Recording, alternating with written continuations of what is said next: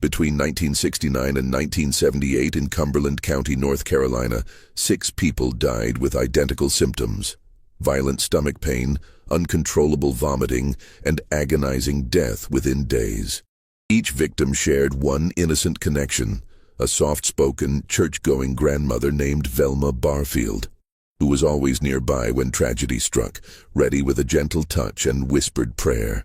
The deaths were explained as heart failure, gastroenteritis, or tragic accidents, common enough in rural North Carolina that no one suspected the sweet grandmother who volunteered at church and cared for the elderly.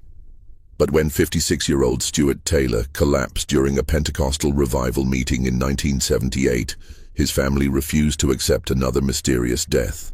Their demand for an autopsy would expose Velma Barfield as one of America's most cunning serial killers, making her the first woman executed by lethal injection in U.S. history.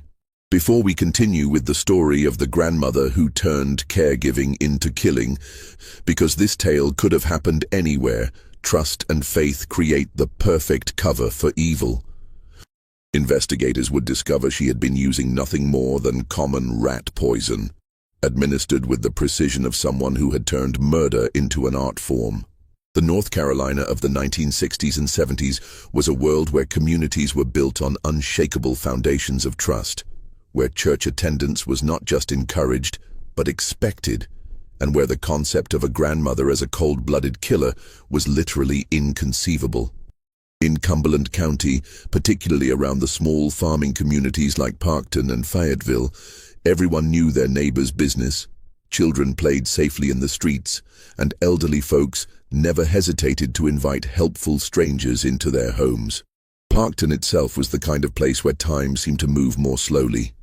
With fewer than 500 residents scattered among tobacco and cotton farms, it was a community where the Baptist Church served as both spiritual and social center, where high school basketball games drew crowds from 3 counties over, and where a person's word was considered as binding as any legal contract.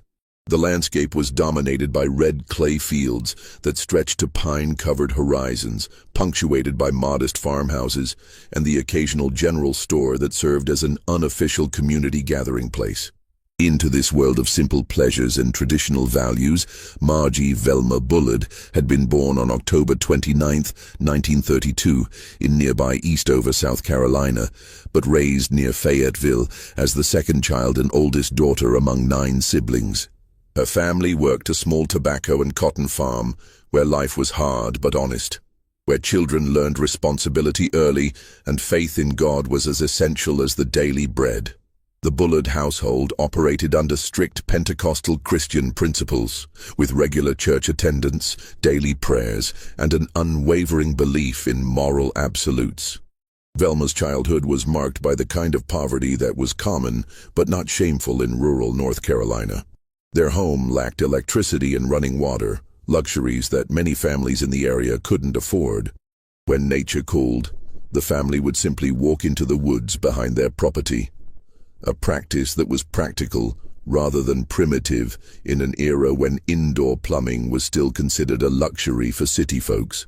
Despite the hardships, or perhaps because of them, the Bullard children learned the value of hard work, family loyalty, and community support.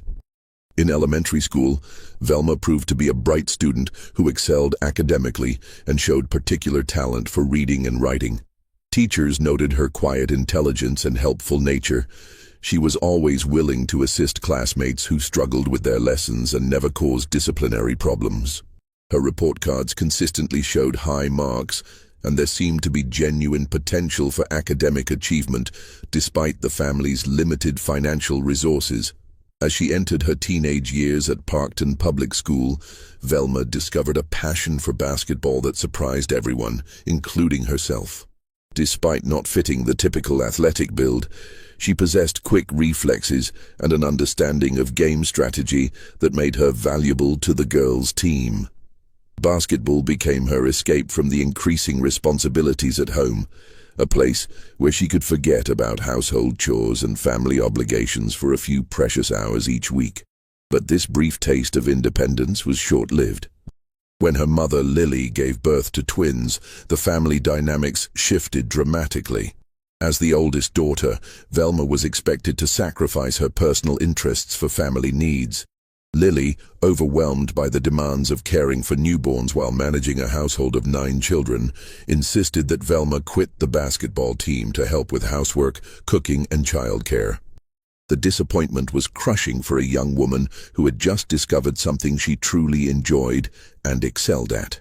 It was during this period of adolescent frustration that Velma met Thomas Burke, a lanky, dark-haired boy who was a year older and possessed both a gentle nature and a sense of humor that could make her laugh even during her darkest moments. Thomas was not conventionally handsome.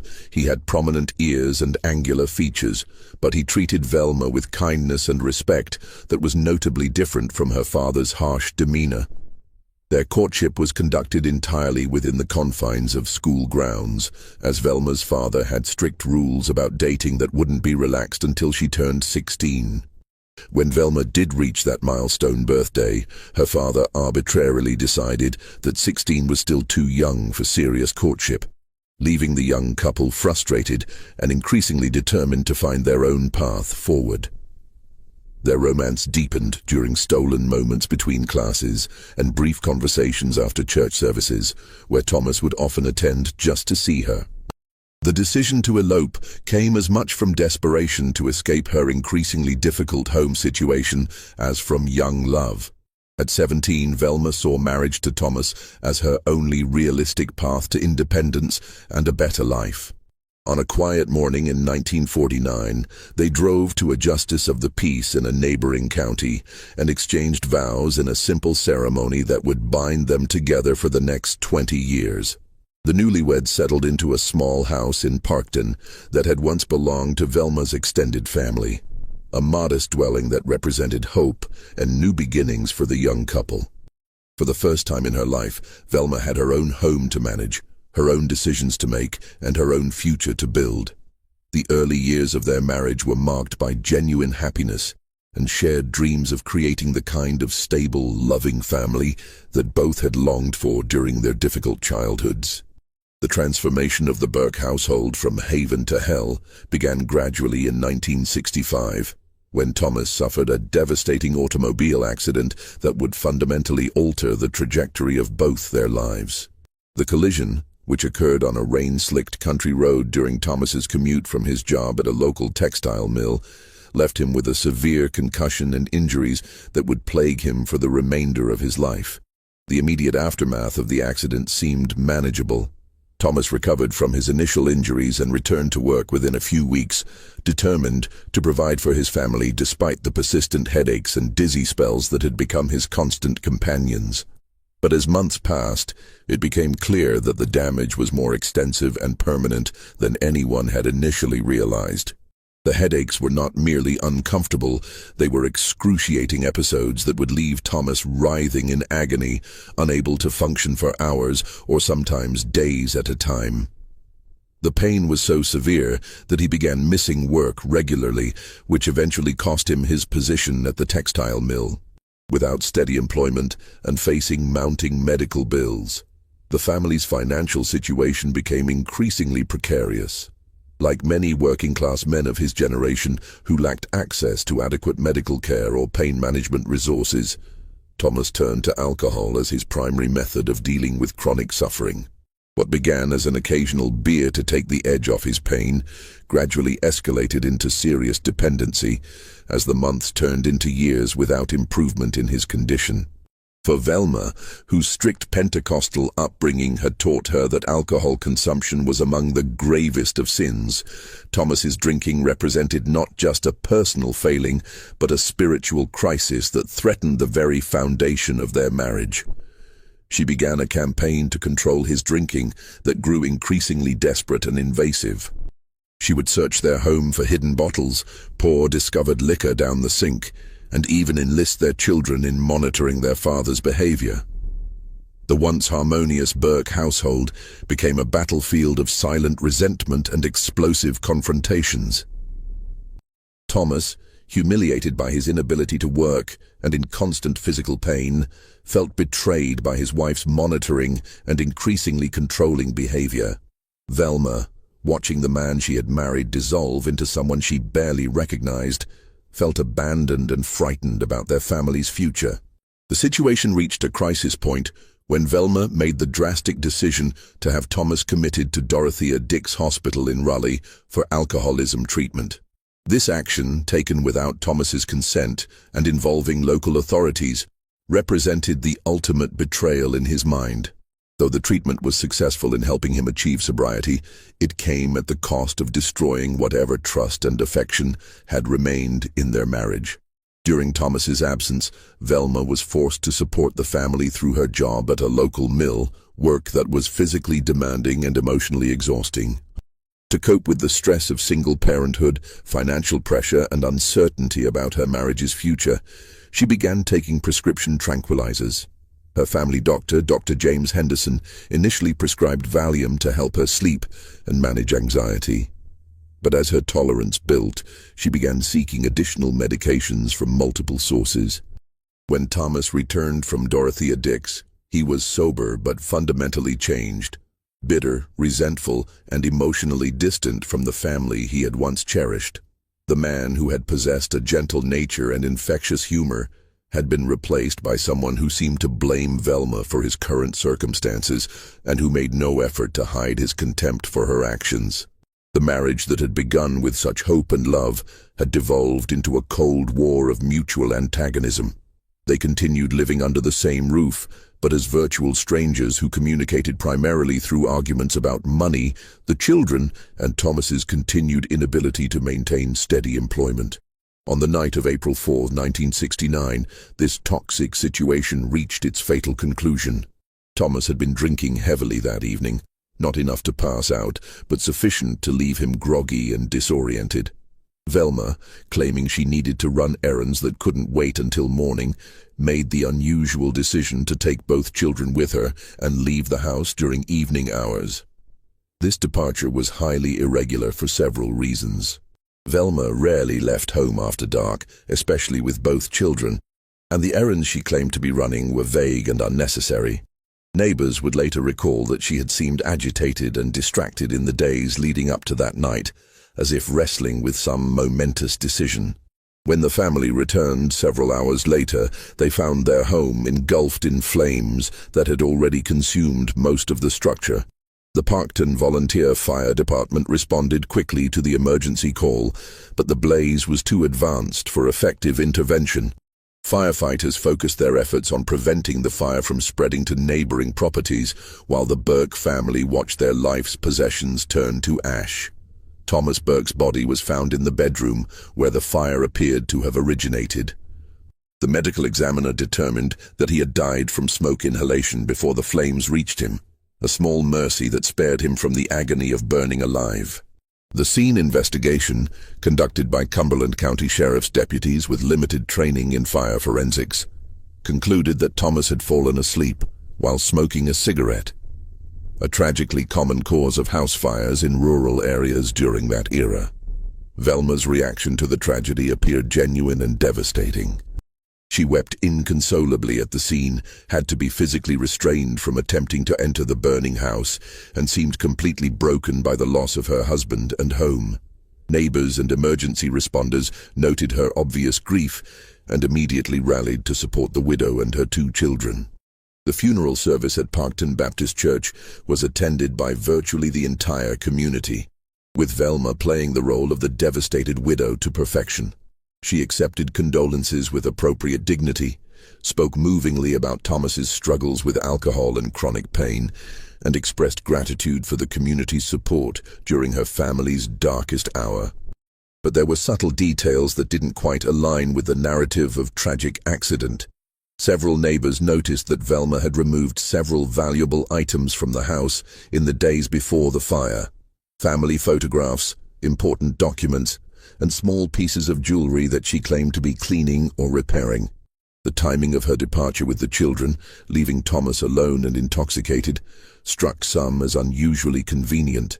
Most significantly, just 3 months after Thomas's death, the vacant lot where their home had stood experienced a second fire when debris that had been left to smolder somehow reignited.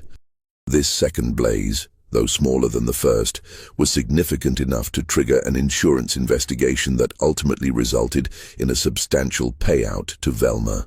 The insurance money, combined with a modest life insurance policy on Thomas and community donations organized by their church, provided Velma with more financial security than she had ever possessed. For a woman who had been struggling to make ends meet just months earlier, widowhood had proven remarkably profitable. What the community couldn't know was that they had just witnessed the birth of one of North Carolina's most methodical serial killers. Velma had discovered that murder, when properly executed and convincingly explained, could solve multiple problems simultaneously while generating sympathy and financial reward. The sweet-faced grandmother had tasted blood, and she would soon develop an insatiable appetite for more. The months following Thomas Burke's death revealed a side of Velma that few in the community had ever suspected existed. While maintaining her public image as a grieving widow devoted to her children's welfare, she began demonstrating a remarkable ability to attract and manipulate men who could provide the financial security and emotional stability she craved.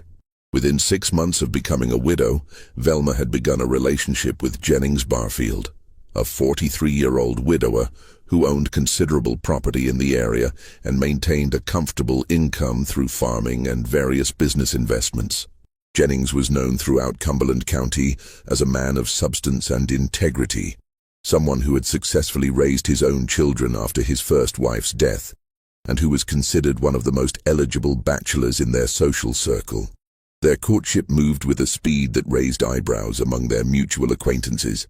While it was not uncommon for widowed individuals to remarry relatively quickly in that era, particularly when children were involved, the intensity of Velma's pursuit of Jennings seemed almost predatory to those who observed it closely.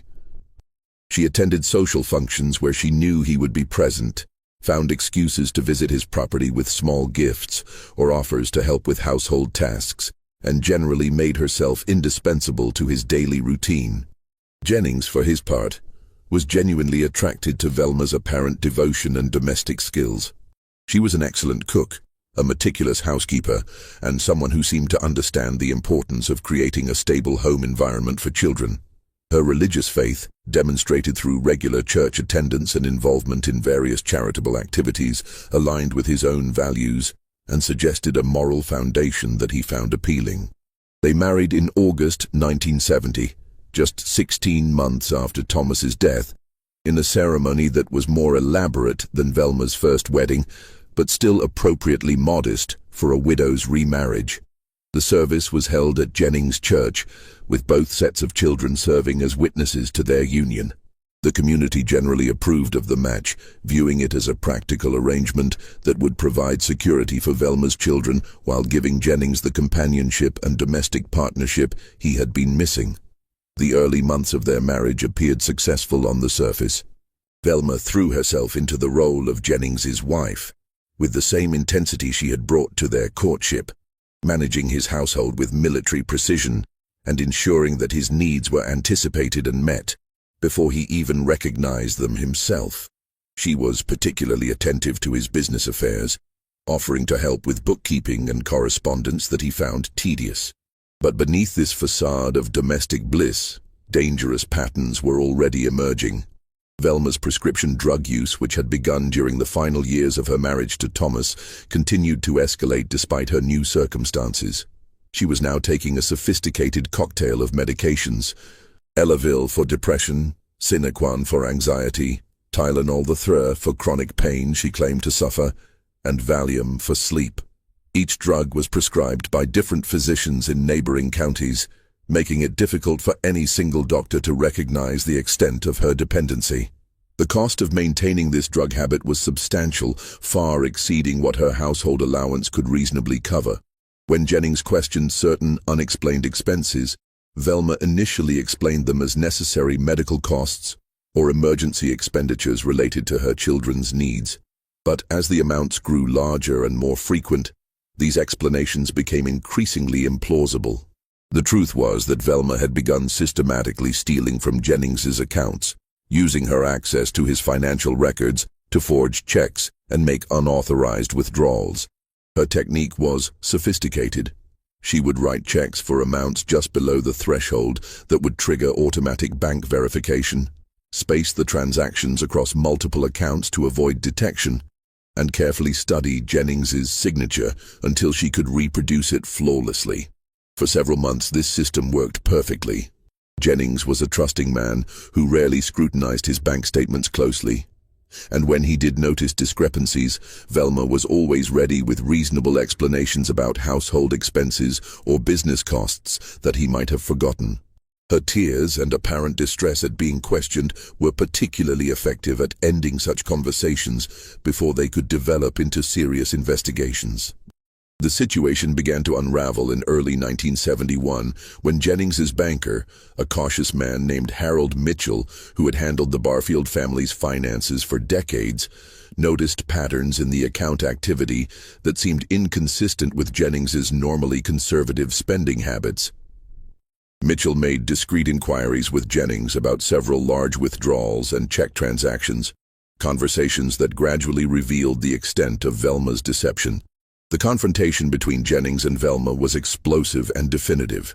Unlike Thomas, who had been weakened by injury and alcoholism, Jennings was a strong-willed man who would not tolerate theft or deception from anyone, including his wife. He demanded full disclosure of her financial activities, threatened to involve law enforcement if necessary, and ultimately informed Velma that he was consulting with an attorney about divorce proceedings. For Velma, this crisis represented an existential threat. Divorce would mean public exposure of her crimes, likely criminal prosecution for forgery and theft, and complete loss of the financial security that Jennings's death could provide through inheritance and life insurance.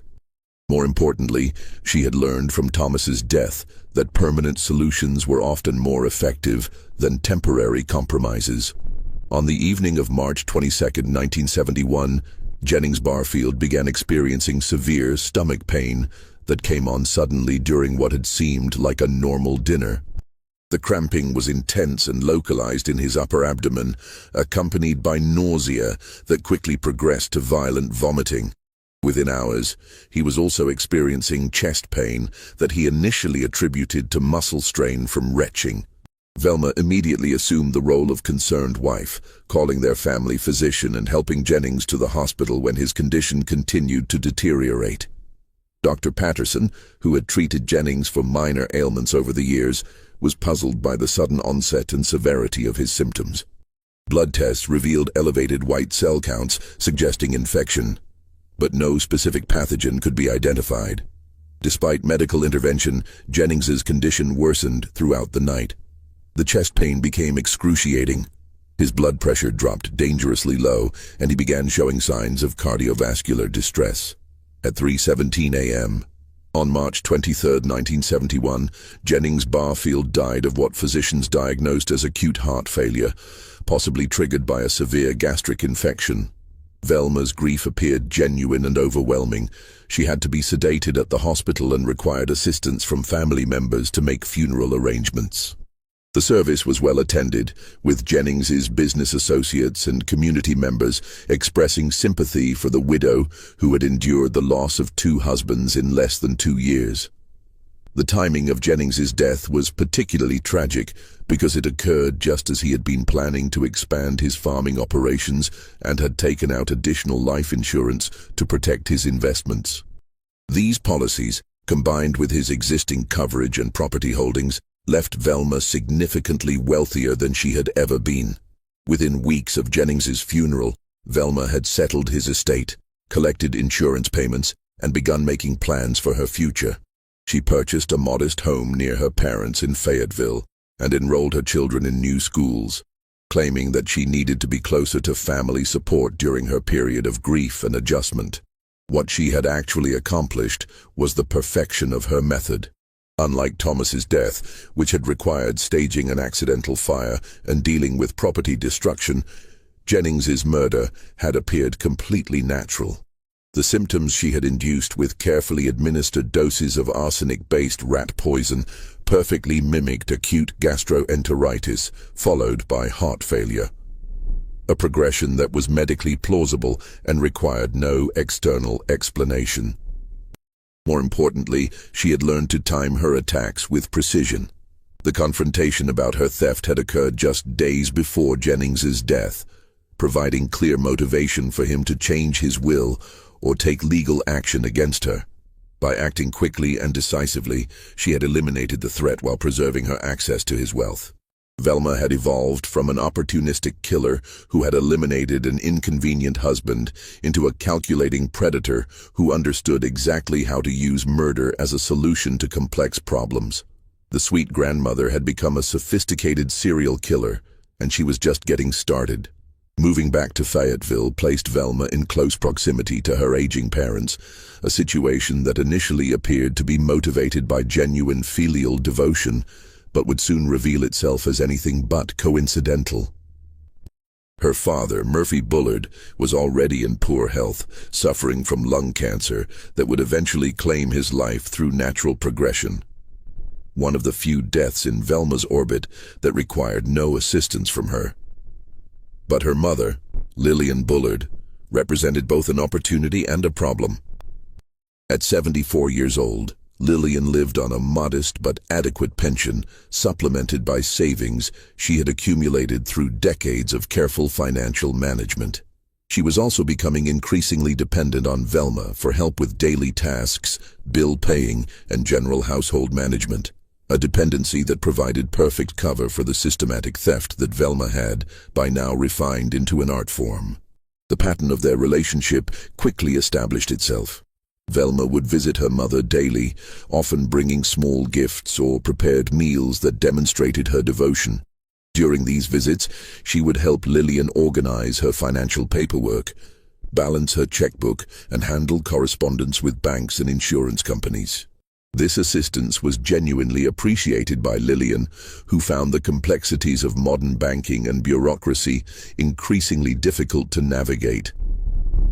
What Lillian didn't realize was that her helpful daughter was using these opportunities to study her signature, memorize her account numbers, and identify the patterns of her financial transactions. Within months of returning to Fayetteville, Velma had begun forging checks on her mother's accounts and taking out small loans using Lillian's identity as collateral.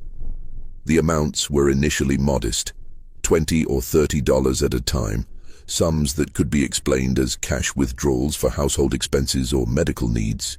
But as Velma's drug addiction continued to escalate and her tolerance for the various medications increased, she required larger and more frequent infusions of cash to maintain her habit.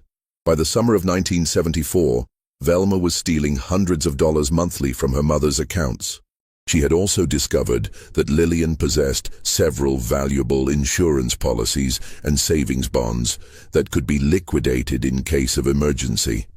The temptation to access these larger pools of money was constant, but doing so would certainly be detected and would raise questions that Velma couldn't answer convincingly. It was during this period that Lillian began experiencing the first mysterious health episodes that would become her daughter's signature. The symptoms would appear suddenly, severe cramping in her stomach and intestines, accompanied by nausea and diarrhea that would persist for several days before mysteriously disappearing. When these episodes occurred, Velma was always present to provide nursing care, bringing her mother special teas and broths that she claimed would help settle her stomach. Dr. William Stevenson, Lillian's physician for over 20 years, was puzzled by these recurring symptoms. Blood tests revealed nothing definitive, and the pattern of illness didn't match any standard diagnosis he was familiar with. The symptoms suggested some form of food poisoning or gastroenteritis, but Lillian wasn't eating anything unusual, and no other family members were affected when they shared meals with her. What Dr. Stevenson couldn't know was that Velma was conducting a careful experiment in dosage and timing. She had learned from Jennings's death that arsenic poisoning could mimic natural illness, but she needed to understand exactly how much poison would cause illness without death and how long the effects would last. Each episode with her mother was essentially a field test of different dosages and delivery methods. The psychological effect on Lillian was as important as the physical symptoms. Each bout of illness left her feeling weak and vulnerable, increasingly dependent on Velma's care and grateful for her daughter's constant attention. The fear of another episode made Lillian reluctant to question any of Velma's suggestions about household management or financial decisions. During this same period, Velma began dating another man, Robert Mackenzie, a local businessman who had lost his wife to cancer the previous year. Robert was attracted to Velma's apparent devotion to her family and her reputation as a caring daughter and mother. Their relationship progressed steadily through the summer of 1974, with Robert beginning to hint at marriage and a future together. But in August 1974, Robert Mackenzie died in a single car accident on a rural highway outside Fayetteville. The circumstances were unusual.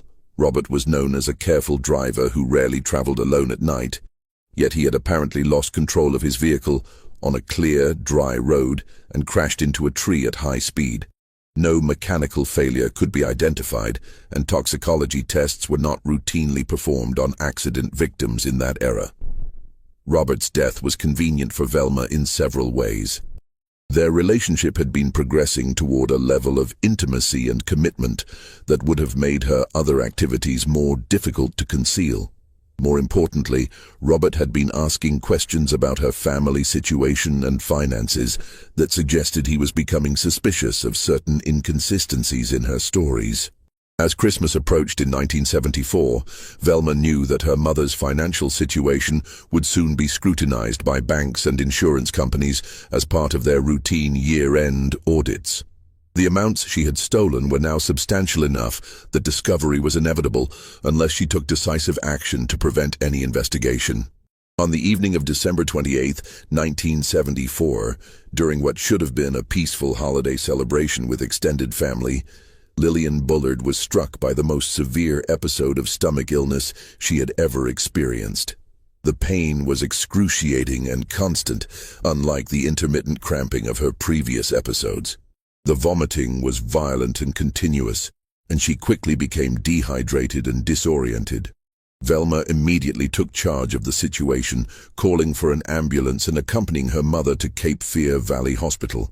Throughout the crisis, she maintained the image of a devoted daughter, holding Lillian's hand during transport and staying by her bedside as medical personnel worked to stabilize her condition.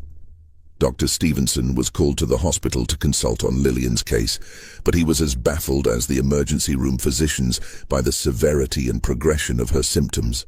Blood work revealed significant abnormalities, but no specific cause could be identified. Intravenous fluids and anti-nausea medications provided temporary relief, but Lillian's overall condition continued to deteriorate. At 11:43 p.m. on December 30, 1974, Lillian Bullard died of what hospital records listed as complications from acute gastroenteritis. The attending physician noted that the case was unusual in its severity and rapid progression, but in an era before widespread awareness of poisoning cases, the possibility of deliberate harm was never seriously considered. Velma's grief at her mother's death appeared profound and genuine. She wept openly at the hospital, required sedation to sleep, and seemed completely devastated by the loss of the woman who had been her closest family member. The funeral was a major community event, with Lillian remembered as a devoted mother and grandmother who had raised 9 children and lived a life of Christian service. The settlement of Lillian's estate provided Velma with additional financial resources, but more importantly, it eliminated any possibility that her theft would be discovered. With her mother dead, there was no one to question missing funds or forged signatures, and the estate proceedings actually legitimized Velma's access to accounts she had been looting for months. But perhaps most significantly, Lillian's death had provided Velma with absolute confidence in her method. She had successfully murdered her own mother, without arousing the slightest suspicion from medical professionals, family members, or law enforcement. The crime had been executed with clinical precision and had yielded exactly the results she had intended. Velma had crossed a line that even the most hardened criminals rarely approach. She had killed the woman who had given her life. If she could murder her own mother without remorse or detection, no one else would be safe from her calculated malice. By 1975, Velma's criminal activities had become increasingly sophisticated and bold, but they had also made her overconfident. The success of her previous murders had convinced her that she was virtually untouchable, a belief that led to carelessness in areas where she had previously been meticulous. Her check forgery operations, which had been conducted with careful attention to amounts and timing, became more aggressive and less discriminating. This overconfidence came to an abrupt end when she was arrested on 7 counts of writing bad checks, charges that carried serious felony penalties in North Carolina. The investigation revealed a pattern of financial crimes spanning multiple counties and involving numerous victims, from small businesses to individual citizens who had trusted her with access to their accounts. The trial was a sobering experience for Velma. For the first time since she had begun her criminal career, she was facing serious consequences for her actions. The judge, noting the scope and deliberate nature of her crimes, sentenced her to 6 months in prison, a punishment that sent shockwaves through the community that had continued to view her as the unfortunate widow struggling to survive. Prison should have been a wake-up call, an opportunity for Velma to confront her addictions and criminal behavior before they led to even more serious consequences. Instead, it became a graduate school for criminal activity. She was housed with other women who had committed financial crimes, and she learned new techniques for forgery, identity theft, and manipulation that made her previous methods seem amateurish by comparison. More dangerously, prison reinforced Velma's sense that she was smarter and more capable than the authorities who were supposed to catch criminals like her.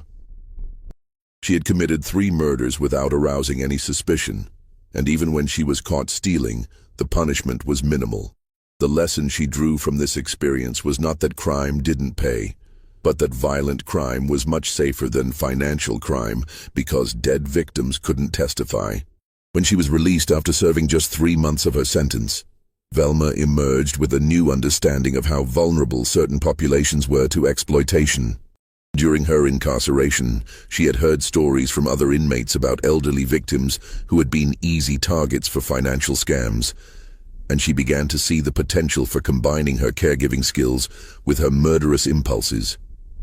In 1976, she found the perfect opportunity when she was hired as a home health aide for Montgomery and Dolly Edwards, an elderly couple in Lumberton. Montgomery was 94 years old, Dolly was 84, and both were wealthy enough to afford private care, but isolated enough to be vulnerable to systematic abuse. They had limited contact with extended family and few friends who visited regularly, making them ideal targets for someone with Velma's particular skills. The Edwards family was impressed by Velma's references and apparent devotion to her patients. She had carefully cultivated relationships with several churches in the area, presenting herself as a woman who had been forced into caregiving work by economic necessity, but who approached her duties with Christian dedication. Her request for Wednesday nights and Sundays off to attend religious services reinforced this image and provided her with alibis for times when she might need to be away from her victims. Montgomery and Dolly welcomed Velma into their home with the trust that characterized their generation's attitude toward caregivers. They gave her access to their financial records so she could help with bill paying, provided her with keys to their home and automobiles, and gradually became dependent on her for everything from meal preparation to medication management. What they didn't realize was that Velma had begun her standard pattern of theft almost immediately upon starting work. She studied their signatures, memorized their account numbers, and identified the patterns of their financial transactions with the expertise of a professional criminal. Within weeks, she was forging checks on Montgomery's accounts and making unauthorized withdrawals that she disguised as legitimate household expenses. The amounts she stole were substantial, but carefully calculated to avoid immediate detection. Montgomery's advancing age and increasing confusion made him an unreliable monitor of his own finances, and Dolly had never been involved in money management and didn't understand the family's financial situation well enough to notice discrepancies. For several months, this arrangement worked perfectly from Velma's perspective. She was being paid a legitimate salary for her caregiving work while simultaneously stealing far more than her wages through her forgery operations. The elderly couple trusted her completely and often expressed gratitude for her dedicated service, never suspecting that their trusted caregiver was systematically looting their life savings. Montgomery Edwards died on January 29, 1977, of what appeared to be natural causes related to his advanced age and failing health. His death was expected and peaceful, requiring no intervention from Velma beyond ensuring that he was comfortable during his final days. The family was grateful for her care during this difficult period and asked her to continue working for Dolly during her adjustment to widowhood. But just over a month later, on March 1, 1977, Dolly Edwards began experiencing symptoms that had become disturbingly familiar to anyone who had observed Velma's previous victims. The elderly woman, who had seemed to be coping well with her husband's death, suddenly developed severe cramping, nausea, and diarrhea that progressed rapidly from uncomfortable to life-threatening. Velma was by Dolly's side throughout the ordeal, demonstrating the same devoted care she had shown during Montgomery's final illness. She prepared special broths and teas for Dolly, claiming they would help settle her stomach, and stayed with her around the clock as her condition deteriorated. When it became clear that Dolly needed hospitalization, Velma rode in the ambulance and maintained her vigil at the hospital bedside. Despite medical intervention, Dolly's condition continued to worsen. The symptoms were consistent with severe gastroenteritis, but the rapid progression and intensity suggested something more serious than a simple stomach virus. On March 1, 1977, Dolly Edwards died with Velma holding her hand and whispering prayers for her peaceful passage. The Edwards family was devastated by the loss of both elderly relatives in such a short period, but they remained grateful for Velma's dedicated care during their family's difficult time. They spoke movingly at Dolly's funeral about how fortunate they had been to find such a caring Christian woman to help their loved ones during their final months. What they didn't know was that Velma had murdered Dolly Edwards to prevent the discovery of her ongoing theft. The elderly woman had begun asking questions about missing money and unexplained bank transactions that suggested she was becoming aware of the systematic looting of her accounts. Rather than risk exposure, Velma had chosen the permanent solution that had served her so well in the past. Following Dolly's death, Velma was quickly reassigned to care for another elderly couple, John Henry Lee, 80, and his wife Record Lee, who had recently broken her leg and needed assistance with daily activities. The Lee family had heard excellent references about Velma's caring nature and Christian character from the Edwards family, and they felt fortunate to secure her services during their time of need. John Henry Lee was a retired farmer who had worked hard throughout his life and saved enough money to ensure a comfortable retirement for himself and his wife. He was a proud, independent man who had initially resisted the idea of hiring outside help, but Record's injury and his own advancing age had made such assistance necessary. Velma quickly established herself as an indispensable part of the Lee household.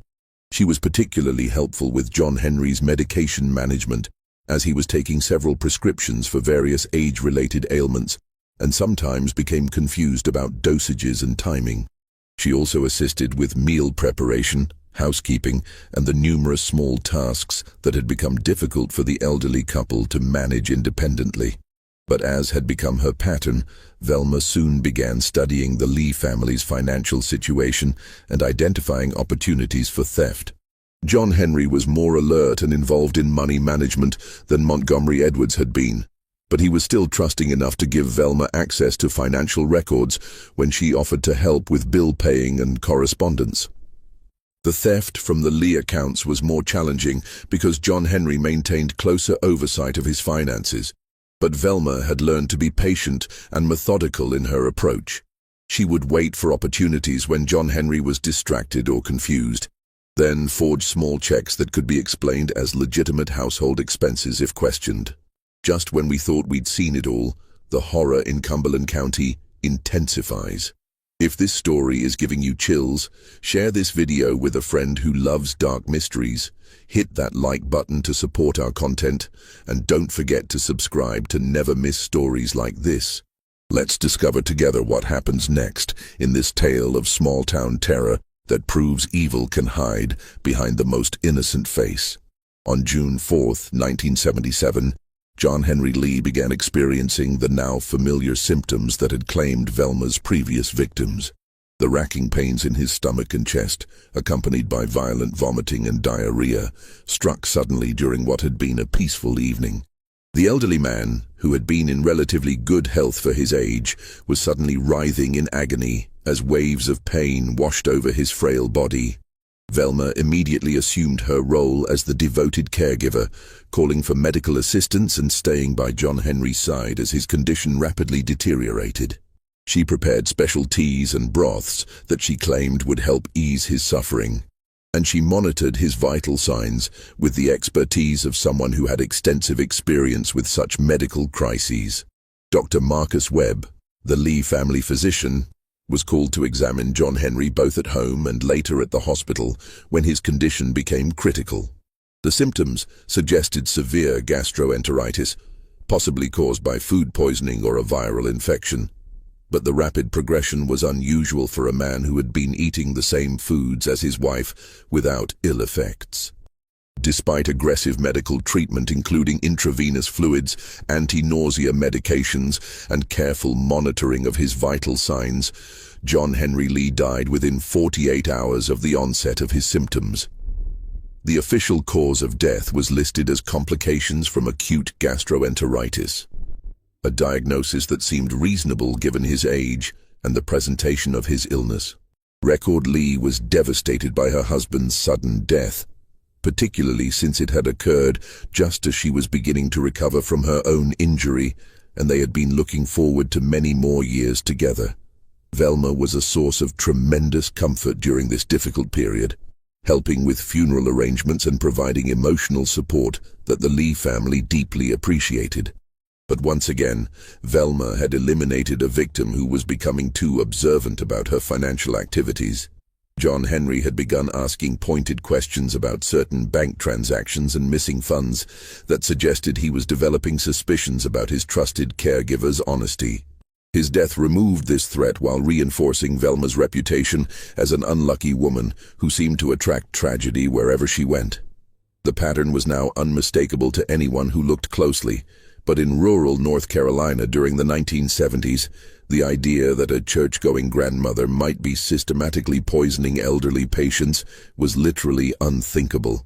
Each death was viewed as a separate tragedy, a natural consequence of advanced age and failing health, rather than as part of a deliberate pattern of murder for profit. Velma had perfected her method to such a degree that she was essentially operating with impunity. She had learned exactly how much arsenic to administer to produce symptoms that would appear natural, how to time the doses to avoid detection, and how to maintain her image as a devoted caregiver even while committing cold-blooded murder.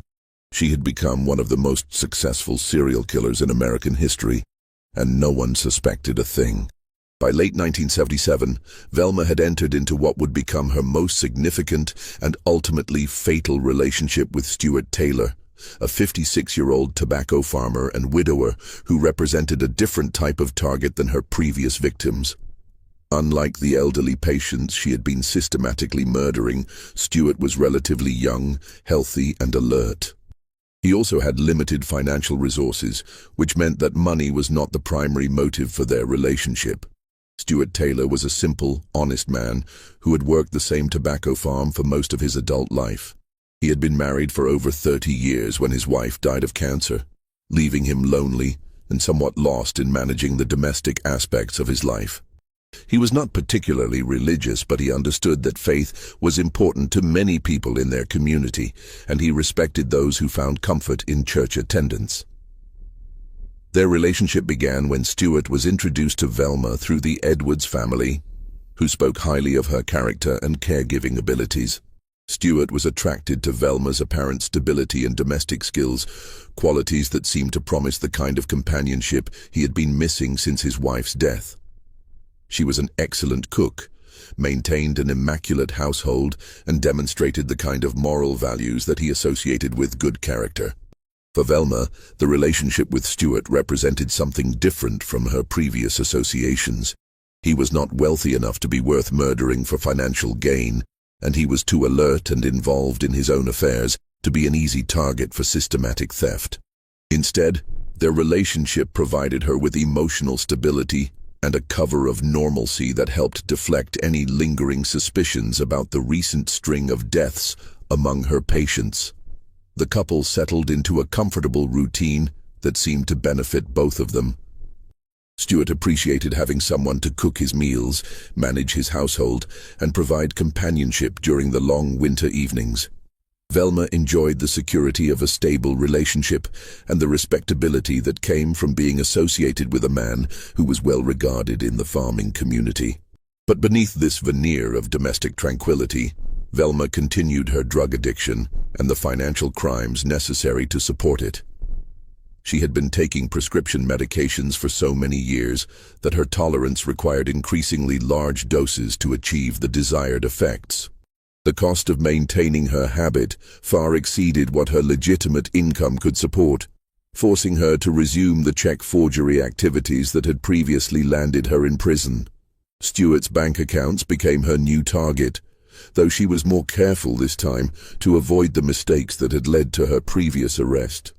She studied his signature until she could reproduce it perfectly, memorized his account numbers and typical transaction patterns, and began writing forged checks for amounts that would not immediately trigger bank scrutiny. For several months, this system worked effectively. Stewart was a trusting man who rarely examined his bank statements closely, and when he did notice discrepancies, Velma was always ready with reasonable explanations about household expenses or business costs that he might have forgotten. Her tears and apparent distress at being questioned were particularly effective at ending such conversations before they could develop into serious investigations. The situation began to unravel in late January 1978 when Stewart's banker, Harold Patterson, noticed irregular patterns in his account activity during a routine review. Patterson had known Stewart for decades and was familiar with his conservative spending habits, so the recent increase in check-writing activity struck him as unusual enough to warrant inquiry. During a casual conversation at the local feed store, Patterson mentioned some of the larger transactions to Stewart, asking if he was planning any major purchases or improvements to his property. This innocent inquiry revealed that Stewart had no knowledge of several significant withdrawals, setting in motion the investigation that would ultimately expose Velma's crimes.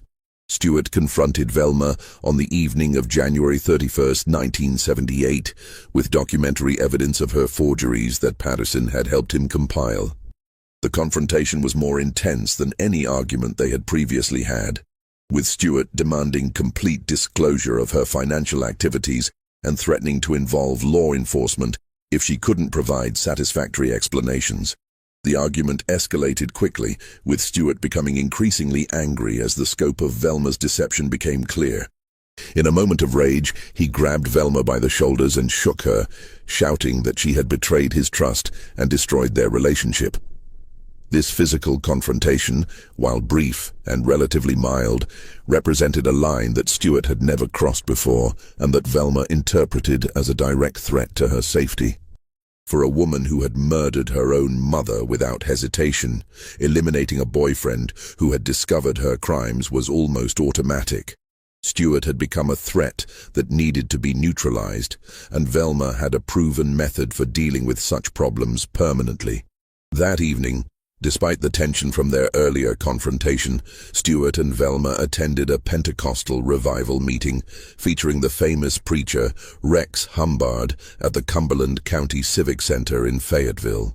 Stewart had agreed to accompany her despite their fight, partly because he wanted to work through their problems and partly because he knew how important such events were to her spiritual life. They were both dressed in their Sunday best for the occasion, presenting the appearance of a normal couple attending a religious service. Other attendees who knew them noted that they seemed somewhat subdued, but attributed this to the serious nature of the revival atmosphere rather than to any personal difficulties they might be experiencing. As the revival service began, Stewart started experiencing severe nausea and stomach pain that came on suddenly and intensely. The symptoms were initially subtle, a slight queasiness that he attributed to nerves from their earlier argument, but they quickly escalated to debilitating levels that forced him to leave his seat and seek relief in the restroom. Velma was immediately attentive and concerned, following him to check on his condition and offering to take him home if he was feeling unwell. Other congregation members noticed her obvious devotion to him during his distress, commenting later about what a caring partner she was during his medical crisis. When Stewart's condition failed to improve during the service, Velma insisted on taking him home and putting him to bed, promising to monitor his symptoms and call a doctor if necessary. The drive home was agonizing for Stewart, who was now experiencing waves of cramping pain that left him doubled over and struggling to breathe normally. Over the next 3 days, Stewart's condition deteriorated steadily despite Velma's devoted nursing care.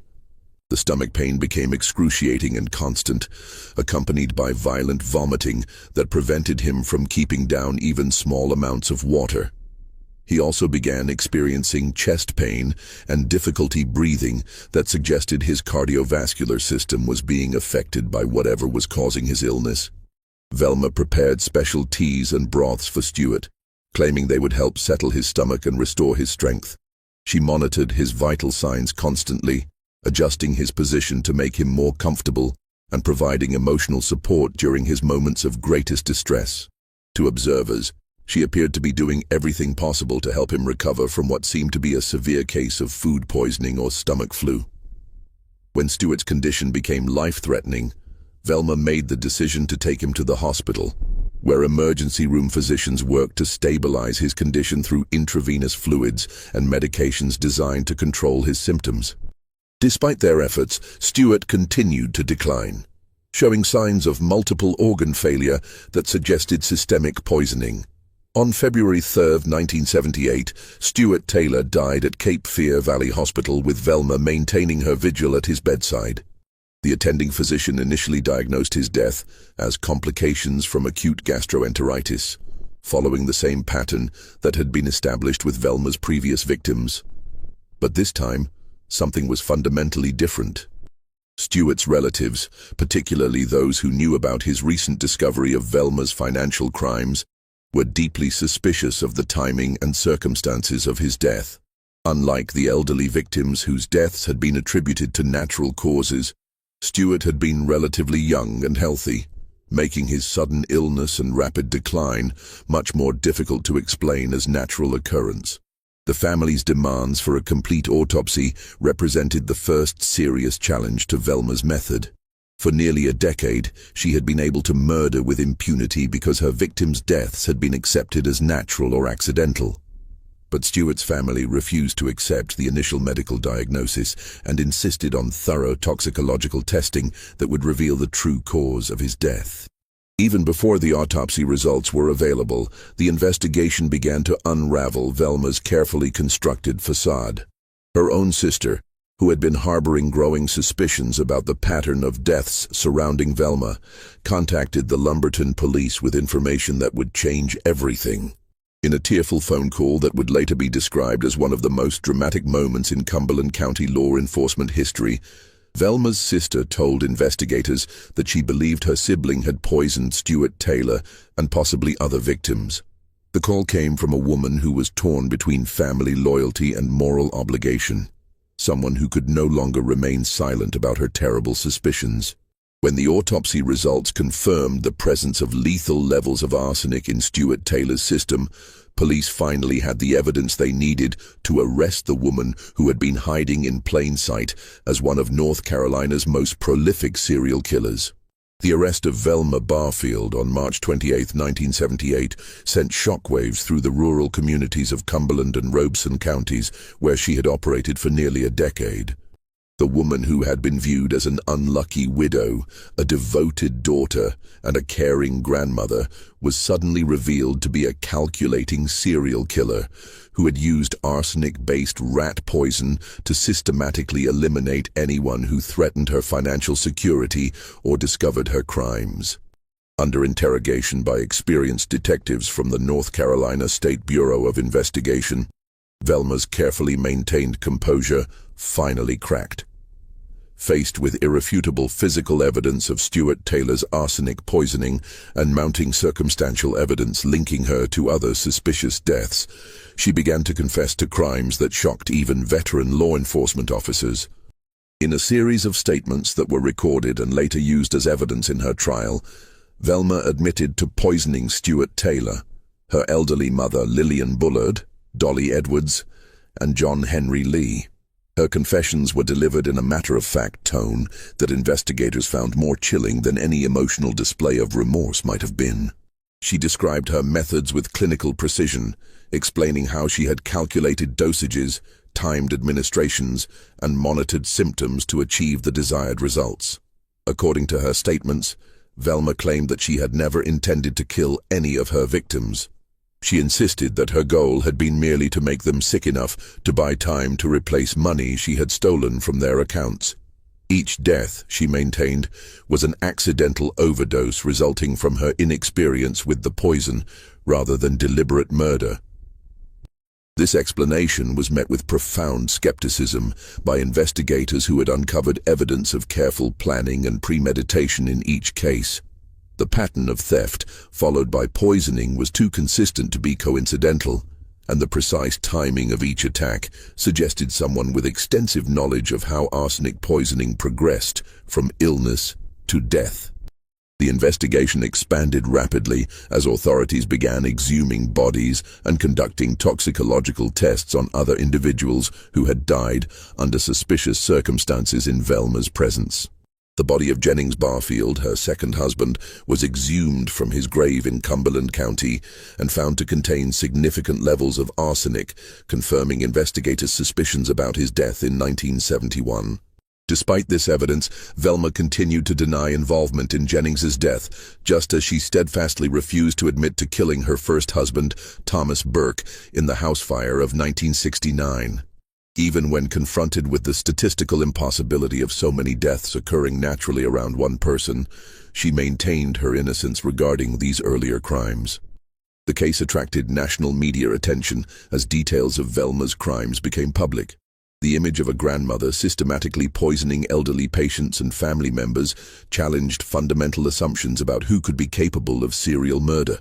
News outlets struggled to reconcile the sweet-faced woman in church photographs with the calculating killer described in police reports. Her trial began on November 27, 1978, in Bladen County Superior Court, with the case having been moved from Robeson County due to extensive pre-trial publicity. The proceeding was presided over by Judge Henry A. McKinnon, one of North Carolina's most experienced and respected trial judges, who had handled numerous capital cases throughout his distinguished career. The prosecution, led by District Attorney Joe Freeman Britt, presented a methodical case that traced the pattern of theft and murder from Thomas Burke's death in 1969 through Stuart Taylor's poisoning in 1978. They introduced evidence of Velma's systematic check forgery operations, her access to each victim's financial resources, and the timing of each death in relation to the discovery or potential discovery of her crimes. Particularly damaging was testimony about Velma's behavior during and after each victim's illness. Witnesses described how she had insisted on preparing special foods and drinks for her victims, how she had monitored their symptoms with unusual interest, and how she had seemed almost eager to volunteer information about their medical conditions to physicians and family members. The defense team, led by attorneys Robert Jacobson and Richard Burr, faced an almost impossible task in light of the physical evidence and Velma's own confessions. They attempted to argue that her judgment had been impaired by her extensive use of prescription drugs, claiming that she had been too intoxicated to form the intent necessary for first-degree murder. They also introduced testimony about Velma's difficult childhood and alleged history of sexual abuse, hoping to generate sympathy from the jury and provide psychological explanations for her criminal behavior. Dr. Dorothy Ottnow Lewis, a prominent psychiatrist from New York University, testified that Velma suffered from dissociative identity disorder and claimed to have spoken with an alternate personality named Billy, who had supposedly committed the murders. This psychiatric testimony was met with skepticism by both the judge and jury. Judge McKinnon famously responded to the multiple personality defense by stating, "One of them did it. I don't care which one," making clear his view that the legal system was concerned with actions rather than psychological theories about motivation. The jury deliberated for less than an hour before returning a verdict of guilty on the charge of first-degree murder in Stuart Taylor's death. The speed of their deliberation reflected the overwhelming nature of the evidence and their conviction that Velma had deliberately planned and executed Taylor's murder. During the sentencing phase of the trial, the same jury was asked to determine whether Velma should receive life imprisonment or the death penalty. The prosecution argued for three aggravating circumstances: that the murder had been committed for pecuniary gain, that it had been committed to hinder law enforcement, and that it had been especially heinous, atrocious, and cruel. The defense presented evidence of Velma's drug addiction, her history of mental health problems, and her role as a mother and grandmother in an effort to establish mitigating factors that might save her from execution. They argued that her crimes were the result of desperation and addiction rather than inherent evil, and that she deserved the opportunity for rehabilitation rather than death. After considering all the evidence and arguments, the jury found that the aggravating circumstances outweighed any mitigating factors and recommended that Velma be sentenced to death. On December 2, 1978, Judge McKinnon formally sentenced her to death by asphyxiation in North Carolina's gas chamber, making her one of the few women on death row in the United States. The appeals process that followed lasted 6 years and involved numerous legal challenges based on claims of ineffective counsel, prosecutorial misconduct, and constitutional violations. Velma's attorneys filed appeals with the North Carolina Supreme Court, the United States Court of Appeals for the Fourth Circuit, and ultimately sought review by the United States Supreme Court. During her time on death row at Central Prison in Raleigh, Velma underwent what appeared to be a genuine religious conversion. She began leading Bible studies for other female inmates, counseling troubled prisoners, and corresponding with Christian leaders throughout the country. Her transformation was so notable that prominent evangelicals, including Billy and Ruth Graham, became advocates for commuting her sentence to life imprisonment. The campaign to save Velma's life gained international attention and generated thousands of letters to North Carolina Governor Jim Hunt requesting clemency. Supporters argued that her religious conversion demonstrated genuine remorse and that executing a grandmother would set a dangerous precedent for the treatment of women in the criminal justice system. However, the families of her victims remained adamant that justice required her execution. They pointed out that Velma had shown no remorse for her crimes until after her conviction, and that her religious conversion seemed calculated to generate sympathy rather than representing genuine spiritual transformation. Governor Hunt ultimately denied all requests for clemency, stating that the severity of Velma's crimes and the calculated nature of her actions made her case inappropriate for executive intervention. In a final act of acceptance, Velma instructed her attorneys to abandon their pending appeal to the United States Supreme Court, stating that she wanted to die with dignity rather than continue prolonging the legal process. On November 2, 1984, at 2:15 a.m., Margie Velma Barfield became the first woman executed by lethal injection in United States history. She was also the first woman executed in the United States since 1962, and the first woman executed in North Carolina since 1944. Her execution marked the end of a criminal career that had spanned 15 years and claimed at least 6 confirmed victims. Her final statement, delivered just before the lethal injection was administered, was characteristically brief and focused on the pain she had caused others. I know that everybody has gone through a lot of pain, all the families connected, and I am sorry, and I want to thank everybody who have been supporting me all these 6 years. Her last meal request of cheese doodles and Coca-Cola struck many observers as oddly childlike for someone who had committed such sophisticated crimes, perhaps reflecting the disconnect between her public image as a simple grandmother and the reality of her calculating criminal mind. Velma was buried in a small rural North Carolina cemetery near her first husband, Thomas Burke, the man whose death had begun her decade-long killing spree and whose burning body had taught her that murder could solve problems while generating sympathy and financial reward. The case of Velma Barfield fundamentally changed how law enforcement and medical professionals approached unexplained deaths among vulnerable populations. Her crimes demonstrated how predators could exploit society's trust in caregivers and family members, using their positions of authority and access to commit horrific acts while maintaining facades of respectability and devotion. The investigation also revealed significant gaps in the systems designed to protect elderly and dependent individuals from abuse. The lack of coordination between medical examiners, the absence of routine toxicological testing, and the general reluctance to suspect foul play in deaths among elderly patients had created an environment where a serial killer could operate with virtual impunity for nearly a decade. Perhaps most disturbing was the realization that Velma's crimes might represent only the tip of the iceberg.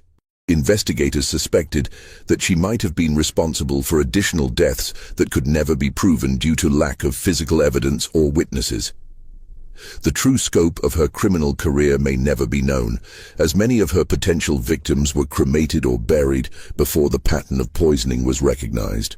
This mystery shows us how evil can hide behind the most innocent and trusted faces in our communities, appearing as the helpful neighbor, the devoted daughter, the caring grandmother who volunteers at church and never misses a school function. Velma Barfield's story serves as a chilling reminder that predators often wear masks of respectability and that the most dangerous criminals may be those we least suspect. What do you think of this story? Do you believe everything was revealed about Velma Barfield's crimes? Or could there have been other victims who were never discovered? Leave your comment below with your theories about this case and let us know if you think there might have been additional murders that authorities never connected to her. If you enjoyed this tale and want more horror stories like this, subscribe, hit the notification bell, and share with someone who loves mysteries. The darkness of human nature has many more secrets to reveal, and we'll be here to uncover them together. See you in the next video.